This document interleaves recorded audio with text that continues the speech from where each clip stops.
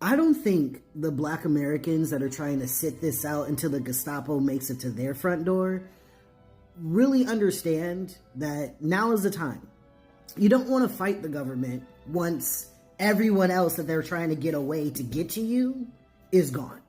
You don't want to wait until there's no Latinos in this bitch. You don't want to wait until there's no Arab people. You don't want to wait until there's no gay people or no smart people, because all the educated people with money are going to do a brain drain. It's already happening. You don't want to wait until it's just you and the indigenous people having to fight this government. You don't want to wait until then. That's not when you want to do the fighting.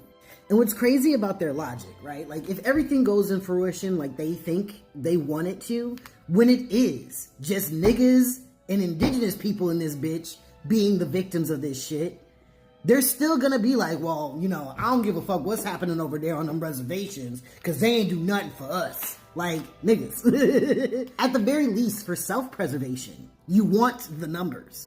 And what's wild is that the black community has suffered through so much of white supremacist conditioning that when it does boil down to it just being us versus the government, y'all are still gonna be like, well, I'm sitting this out.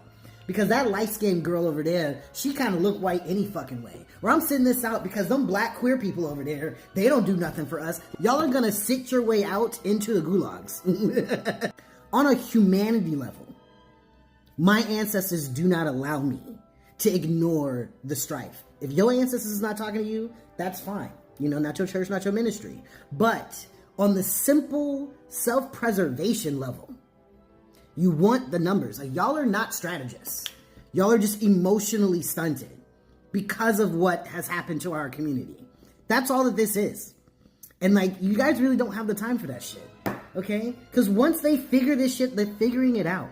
The goal has always been to put us back in fucking chains. And if we got 37 different groups of people in between us and the chains, you would think you'd want to keep them 37 around. You would think you'd want to work. Like, sure, okay, there's racism in Latin America. Sure. There's also homophobia and transphobia in the black community. As a trans man, should I just sit it out while some fucking black dude who I know hates black women gets shot by the police? No, because I know the police will shoot my black ass too. Like, it's like, we had this conversation in 2020 and y'all didn't learn shit.